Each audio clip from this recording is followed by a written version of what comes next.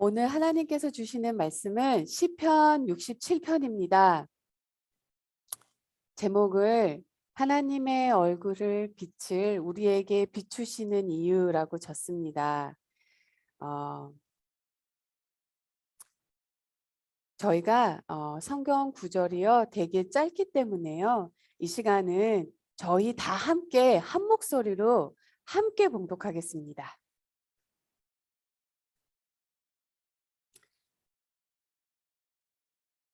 시편 67편. 하나님은 우리에게 은혜를 베푸사 복을 주시고 그의 얼굴 빛을 우리에게 비추사 주의 도를 땅 위에 주의 구원을 모든 나라에게 알리소서. 하나님이여, 민족들이 주를 찬송하게 하시며 모든 민족들이 주를 찬송하게 하소서. 온 백성은 기쁘고 즐겁게 노래할지니 주는 민족들을 공평히 심판하시며 땅 위의 나라들을 다스릴 것이니라. 하나님이여, 민족들이 주를 찬송하게 하시며 모든 민족으로 주를 찬송하게 하소서. 땅이 그의 소산을 내어 주었으니 하나님 곧 우리 하나님이 우리에게 복을 주시로다. 하나님이 우리에게 복을 주시리니 땅의 모든 끝이 하나님을 경외하리로다. 푸른 마르고 꽃은 시드나 하나님의 말씀은 영원히 서리라. 기도하겠습니다. 사랑과 은혜가 충만하신 하나님, 아버지, 우리 위에 성령을 부어 주옵소서. 그러나 하나님께서 성령을 부어 주시는 자는 순종하려고 하는 자이기에 하나님, 우리가 아버지의 마음과 아버지의 뜻에 따라 행하는 충실한 주님의 자녀가 되게 하여 주옵소서. 온 땅에 있는 호흡이 있는 모든 자들이 주님을 찬양하며 경배하며 함께 찬양하는 그 날을 바라보며 오늘도 한 주간도 날마다의 삶도 살게 하여 주옵소서. 예수님의 이름으로 기도합니다. 아멘.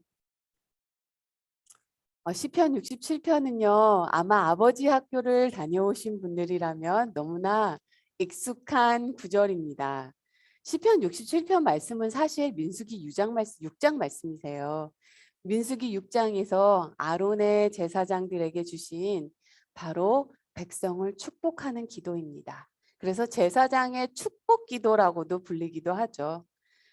제가 알기로는 아버지 학교에서요, 이 기도로 자녀들을, 가정을 위해 기도하게 하신 것을 알고 있어요. 민수기 6장 바로 이 말씀은요, 매년 한 해의 추수를 기념할 때 사용했습니다. 그래서요, 저희 추수감사절 때 많이 설교되는 부분이 바로 시편 67편이에요. 그러나 오늘 본문 말씀을 함께 봉독한 것과 같이요. 오늘 본문 말씀은요. 단지 한 해에 추수한 것을 감사하는 것보다 더 넓은 뜻이 있습니다. 바로 모든 민족들이 풍성한 삶 사는 것, 복된 삶 살게 하는 것을 구하고 있습니다. 그러나 우리가 잊지 말아야 할 것은요. 주님을 떠나서 복된 삶은 없습니다.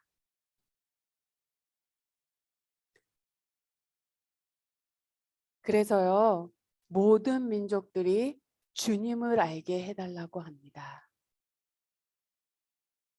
그래서 예배와 선교의 연결고리가 가장 잘 보여주는 말씀이 시편 67편이에요.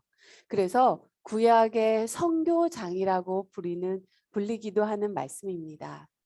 1절에서 말합니다. 하나님은 우리에게 은혜를 베푸사 복을 주시고 그의 얼굴 빛을 우리에게 비추사. 개역개정은 보편적으로 보면요, 약간 접속사, 부사를 조금 생략하는 경우가 많아요. 근데 2절 말씀을 보면요, 주의 도를 땅 위에라고 되어 있는데요. 사실 그 전에는 원어로 보면요, so that이라는 말이 들어가 있어요. 결국은 그래서 그러함으로 그러니까 우리에게 은혜를 베푸사 복을 주시고 하나님의 얼굴빛을 우리에게 비추사 그렇게 하여 so that 주의 도를 땅 위에 주의 구원을 모든 나라에게 알리소서. 자, 결국 목적은요. 우리가 은혜를 받고 복을 받는 게 목적이 아니고요. 주의 도를 주님의 뜻을 땅 위에 주의 구원을 모든 나라에게 알리소서. 바로 그 목적을 위해서 우리에게 은혜를 베푸사 복을 부어 달라고 합니다. 결국 궁극적인 목적은요. 은혜가 다른 사람들에게 흘러가고 세상 사람들이 주님을 아는 것이라고 합니다. 그러나 세상 사람들은 주님을 모릅니다. 세상 사람들은 하나님의 말씀을 읽지 않습니다. 그러므로요. 믿는 사람들의 삶이 어떠한지를 봄으로 인하여 그들은 성경의 말씀이 진짜이구나 람을 알 수 있습니다. 창세기 12장 1절에서요. 하나님께서 아브라함을 부르셨을 때 아브라함을 큰 민족을 만드실 것을 약속하셨습니다. 그리고요. 복을 주실 것을 약속하셨어요. 또한 너는 복의 근원이 될지라 라고 했습니다. 복의 근원이 된다는 것은요. 다른 사람에게 복이 된다는 거죠. 즉 타인에게 복이 되는 삶을 살게 하신다는 것입니다. 믿지 않는 사람들은요. 자녀들에게 공부해서 남 주냐? 다 너 잘 되라고 하는 말이지 라고 합니다. 그런데요. 믿는 사람들은요. 공부해서 남 줘. 그렇게 해서 남에게 주는 삶을 살아. 바로 이게 믿는 사람의 삶의 목적과 믿지 않는 사람의 삶의 목적의 그 끝이 다른 것입니다. 이것이 하나님께서 이스라엘을 선택한 이유이기도 하시고요. 또한 우리를 향한 하나님의 뜻이기도 합니다. 베드로전서 2장 9장에서요. 오직 너희는 택하신 족속이요 왕 같은 제사장이요 거룩한 나라요 그의 소유된 백성이니 이는 너희를 어두운 데서 불러내어 그의 기이한 빛에 들어가게 하신 그 자의 아름다운 덕을 선전하게 하려 하심이라 라고 말씀하셨어요. 즉 어두운 곳에서 밝은 빛으로 이끌어내신 그 하나님의 빛을 선전하기 위하여 우리를 선택하시고 부르셨다는 것입니다. 복음에는요, 생명을 일으키는 능력이 있습니다. 복음은 구원에 이르게 하는 힘이 있습니다. 그래서 하나님께서는요, 이 십자가 복음을 통해서 인간을 향한, 죄인을 향한 하나님의 사랑을 나타내기를 원하셨어요.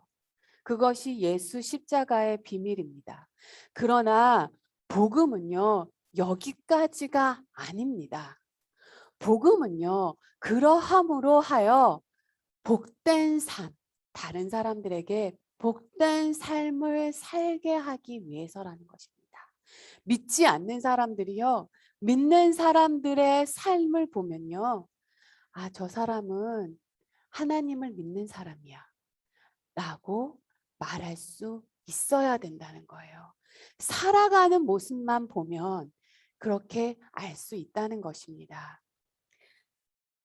만일요, 복음이요, 우리가 죄 용서함을 받고요, 죽으면 천국 가는 것이 복음이라면요, 하나님은 우리가 예수님을 알게 됐을 때 바로 천국에 데리고 가셨을 거예요.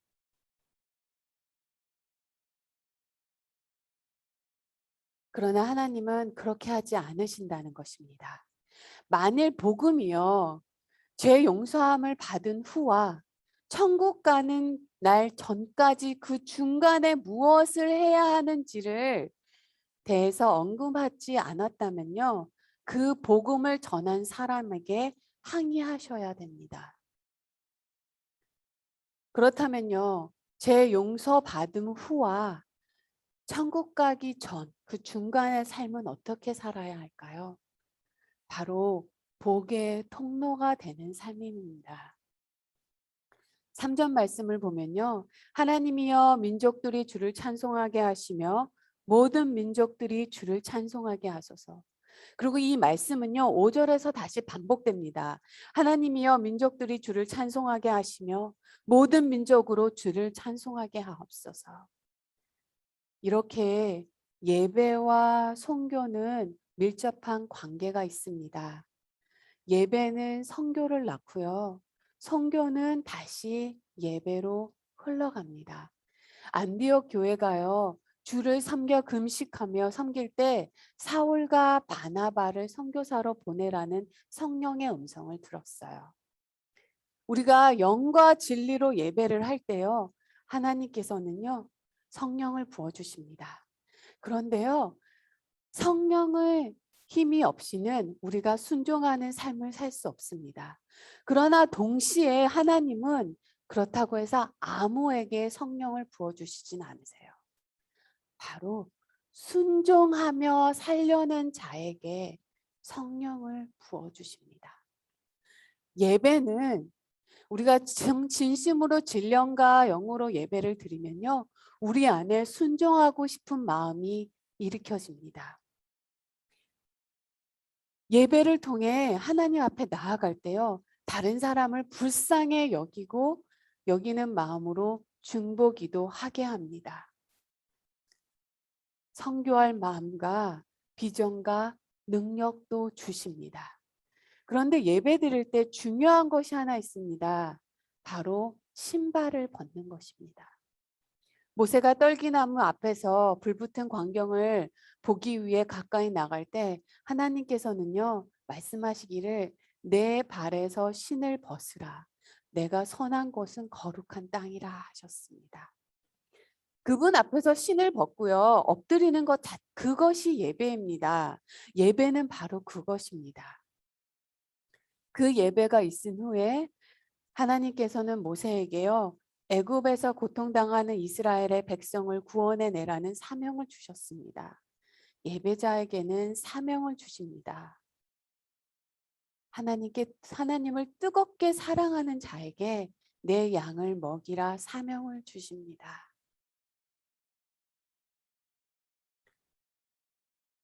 자, 그러면 예배 드릴 때 신발을 벗는다는 것은요. 나의 권리를 내려놓는다는 것입니다. 하나님, 저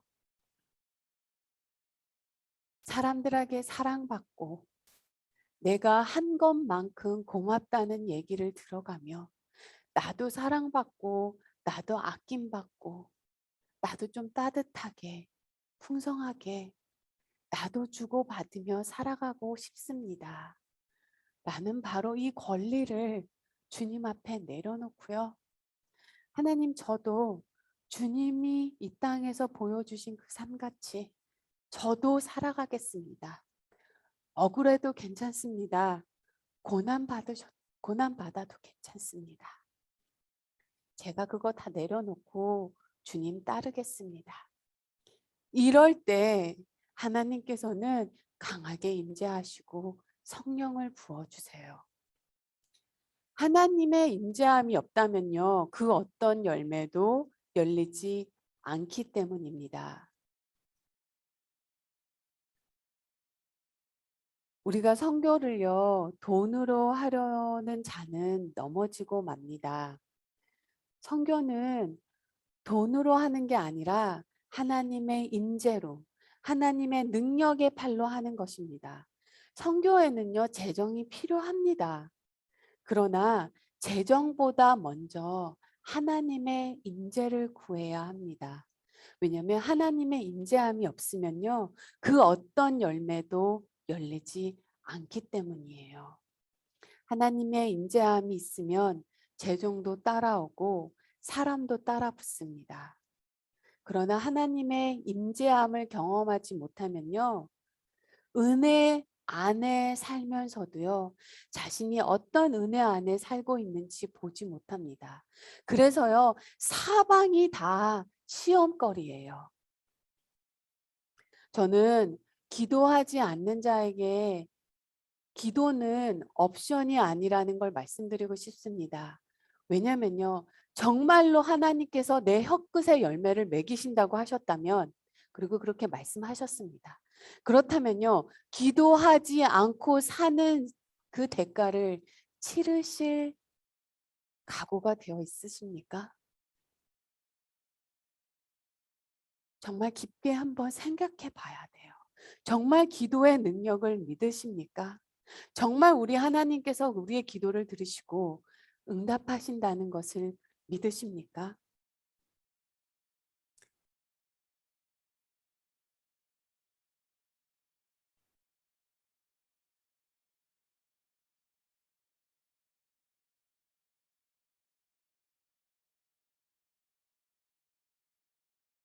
제가요, 저희 잠깐 간증을 하자면요.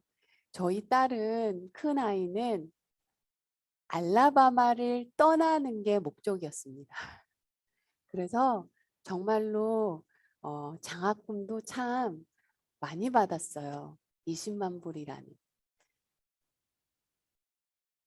저는 사실 우리 딸이 알라바마에서 살 거라는 생각을 손톱만큼도 하지 않았습니다. 그래서 저희 딸이 고등학교 때 들어갈 때부터 기도를 했어요.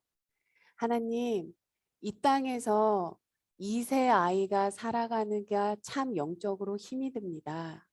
대도시가 아닌 이상 2세 한국 학생들이 영적으로 살아갈 수 있는 영적의 적인 그런 부분이 있지 않습니다. 그러나 하나님은 우리 아이가 어느 대학을 가실지 주님은 아시오니 아버지 그 땅에 2세를 위한 목회자를 세워 주옵소서.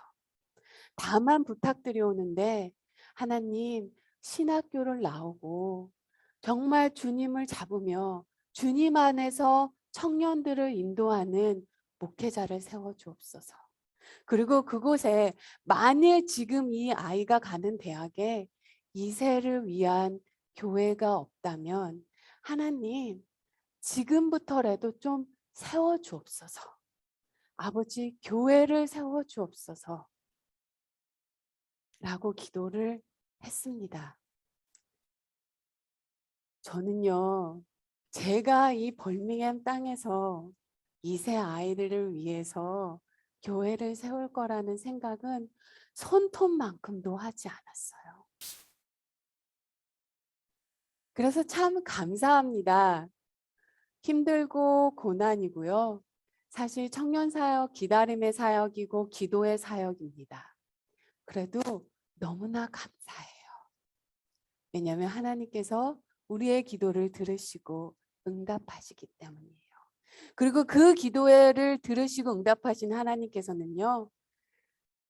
내일도 그 다음 날도 우리의 앞날에서도 계속 기도를 들으시고 응답하시기 때문이죠.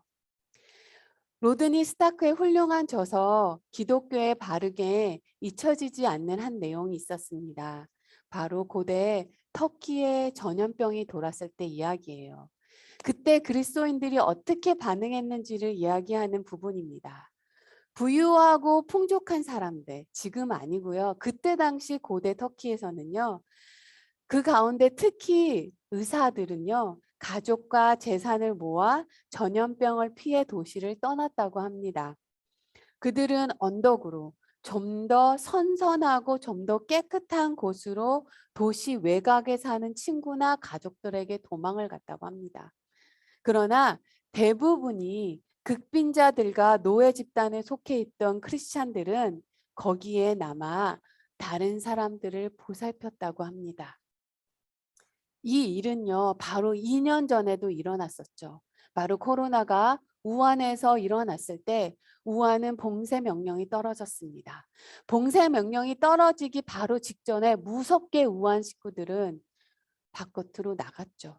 그리고 나서 봉쇄 명령이 떨어지니까 들어오지도 못하고 밖에 주변 경계선을 배회할 수밖에 없었습니다. 아무도 그들을 받아들이려고 하지 않았습니다. 무서웠기 때문이죠. 이 전염병이라는 것이. 그래서 많은 사람들이 그때 그 추위에 거리를 배회했다고 합니다. 그런데 그때 그들을 집안으로 들이키고 그들을 보살폈던 사람들이 바로 크리스찬이라는 얘기를 우리가 들은 적이 있죠. 크리스천들이 아니면요, 어떤 친척으로부터 다른 어떤 면으로부터 아무도 도와줄 수 없었던 사람들을 크리스천들이 섬겼다고 합니다. 그리고 그 중에 어떤 사람들은 건강을 되찾기도 했죠. 그리고 어떤 사람들은 때로는 크리스천들이 병에 걸려 죽기도 했습니다.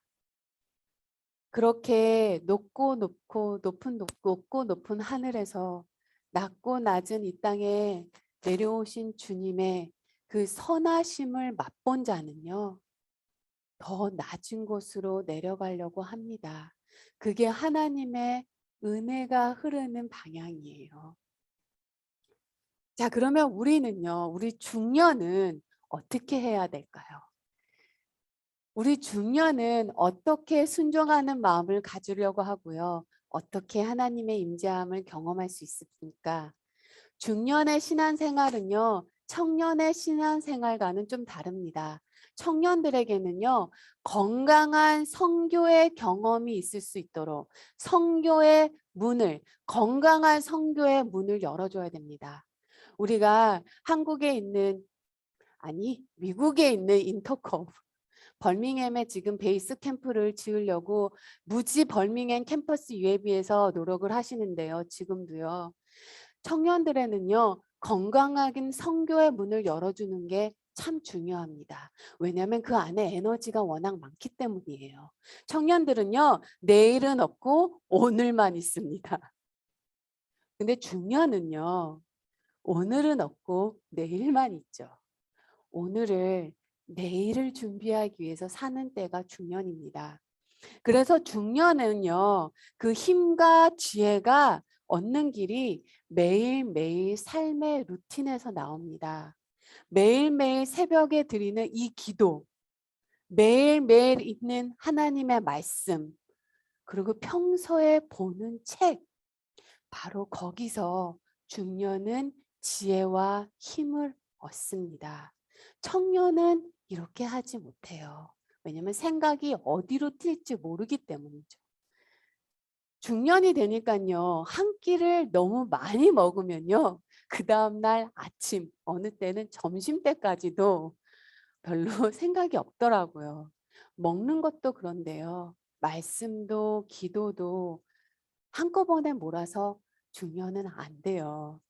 그래서 제가 쓰는 방법이요, 저도 배운 건데요, 월요일부터 토요일까지 내가 기도해야 하는 사람들을 알파베리컬리 이렇게 정리를 하는 거예요.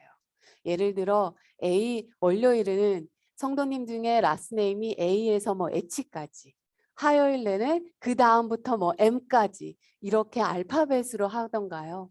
아니면 그건 제가 하는 방법이고요. 어떤 분은 월요일은 가족을 위하여, 화요일은 자녀를 위하여, 수요일은 교회의 여성 자매를 위하여, 목요일은 남성 교우님을 위하여, 금요일은 선교를 위하여, 토요일은 내가 개인적으로 전도하고자 하는 사람들을 위하여. 이렇게 조금 중년은요, 규칙적으로 이 기도를 삶의 루틴으로 심어야지만 이렇게 그 힘과 에너지를 얻게 됩니다. 아니면 또 다른 건요, 저희가 아침에 옷을 입을 때 항상 옷 뒤에 라벨이 있죠. 라벨이 부분요, 보통 원산지가 적혀 있습니다.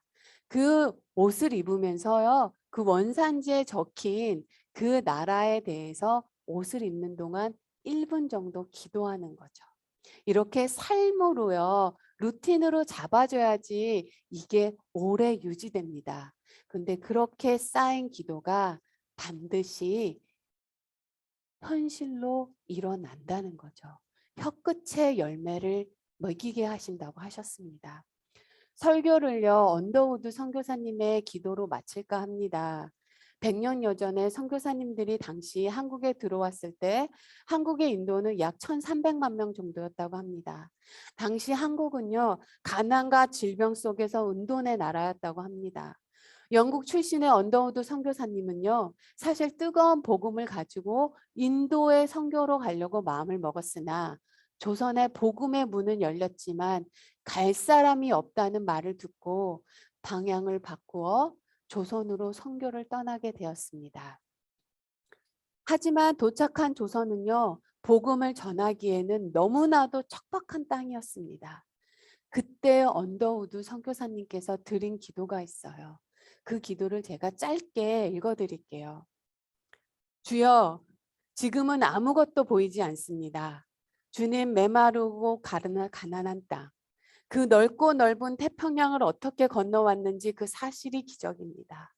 주님께서 붙잡아 뚝 떨어뜨린 놓으신 듯한 이곳, 지금은 아무것도 보이지 않습니다. 보이는 것은 고집스럽게 얼룩진 어둠뿐입니다. 어둠과 가난과 인습에 묶여 있는 조선 사람뿐입니다. 그들은 왜 묶여 있는지 고통이라는 것도 모르고 있습니다. 고통이 고통인지 모르는 자들에게 고통을 벗겨주겠다고 하면 의심부터 내고 화부터 냅니다. 조선의 남자들의 속셈이 보이지 않습니다. 이 나라 조정의 내심도 보이지 않습니다. 가마를 타고 다니는 여자들은 영영 볼 기회가 없으면 어떡하나 마음이 듭니다. 조선의 마음이 보이지 않습니다. 그리고 저희가 해야 할 일이 보이지 않습니다. 그러나 주님, 순종하겠습니다. 겸손하게 순종할 때 주께서 일을 하시기 시작하시고 그 하시는 일을 우리들의 영적인 눈이 볼 수 있는 날이 있을 줄 믿나이다. 지금은 우리가 항무지 위에 맨손으로 서 있는 것 같사오나 지금은 우리가 서양 귀신 양기자 손가락질 받고 있사오나 저들이 우리 영혼과 하나인 것을 깨닫고 하나님의 나라 한 백성 한 자녀임을 알고 눈물로 기뻐할 날이 있음을 믿나이다. 지금은 예배드릴 예배당도 없고 학교도 없고 그저 경계와 의심과 멸시와 천대함이 가득한 곳이지만 이곳이 머지않아 은총의 땅이 되리라는 것을 믿습니다. 이 기도가 그리고 한국에 새벽마다 쌓여진 그 새벽 기도가 지금의 한국을 세웠습니다. 한국이 가난했기 때문에 지금 이렇게 됐다고 말할 수 없습니다. 한국이 전쟁을 겪었기 때문에 지금 이렇게 한국이 세워졌다고 말할 수 없습니다. 왜냐면요, 이 땅에는요, 전쟁을 겪은 나라가 한국만이 아니기 때문입니다. 이 땅에 가난한 나라가요, 한국뿐이 아니었기 때문입니다. 그래도 하나님은 한국에서 이 기도를 들으시고 그리고 수백만 명의 그 새벽의 기도를 들으시고 지금의 한국을 세우셨습니다. 우리가 새벽마다요, 북한을 위해서, 땅끝을 위해서, 교회를 위해서, 캠퍼스를 위해서, 가정을 위해서, 자녀를 위해서 기도합니다. 그리고요, 그 기도가 열매를 맺을 때가 반드시 온다는 것입니다. 사랑하는 성도 여러분, 시편 67장 17편, 이제 우리가 이 기도를 품을 때입니다. 시편 67편과 같이요, 우리의 기도의 장막을 넓혀야 합니다. 기도의 장막이 얼마나 넓으신가요? 기도의 장막이요, 내 가족과 내 교회 담장을 넘어 땅끝까지 펼쳐지는 시간이 되기 원합니다. 이런 기도를 품으시는 우리 성도님 되기, 그리고 저 되기 정말로 원합니다. 하나님은요, 너의 혀끝의 열매를 먹이게 하신다고 하셨습니다. 이 시간 함께 기도하겠습니다.